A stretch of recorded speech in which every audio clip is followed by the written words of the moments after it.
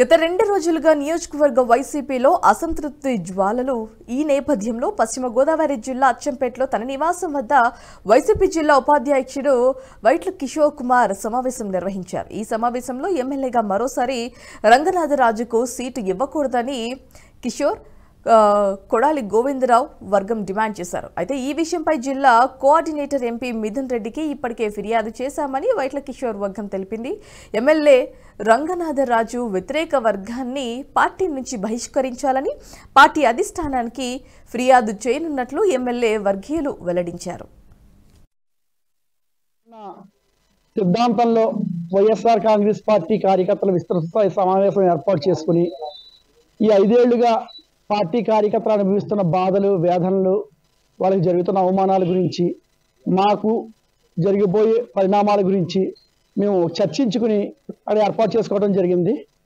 దీనికి ప్రతిగా నిన్న ఎమ్మెల్యే గారి అనుచరులు కొంతమంది ఆచంట ఏఎంసీలో కూర్చుని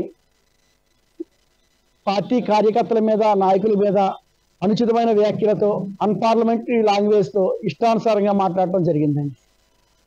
వాళ్ళు ఒక నాయకుడు అంటారు, వీళ్ళందరూ చీడ పురుగులు, మీరు ఇక్కడ ఉన్న వాళ్ళం మాత్రమే నాయకులు అంటాడు. అంటే మీరు అక్కడ కూర్చున్న 50 మందో 100 మందో మీరు మాత్రమే నాయకులా? మిగతా వాళ్ళందరూ చీడ పురుగులా? ఇన్నాళ్ళు పార్టీకి నిన్నటి వరకు పార్టీకి సేవ చేసి మీతో కలిసి చేసిన సహచార నాయకుల మీద ఇటువంటి దుర్భాషలాడటానికి మీకు మనసు ఎలా వచ్చింది? అంటే రంగరాజు గారి అభ్యర్థిత్వాన్ని ఒప్పుకుంటే మంచివాళ్ళు, లేకపోతే చెడ్డవాళ్ళు. మేమెవరం కూడా తప్పులు చేయలేదే, మేమెవరం కూడా ఇసుక దోపిడీలు చేసుకోలేదే, మేము ఎక్కడ డబ్బులు దోచుకోలేదే, అధికారాన్ని అడ్డం పెట్టుకుని ఇష్టానుసారంగా వ్యవహరించలేదే. పార్టీకి కట్టుబడి 14 సంవత్సరాలుగా పనిచేశాం. మా అభిప్రాయం ఒక్కటే, రంగరాజు గారి మీద వ్యక్తిగత ద్వేషం ఎప్పుడూ లేదు. మొన్న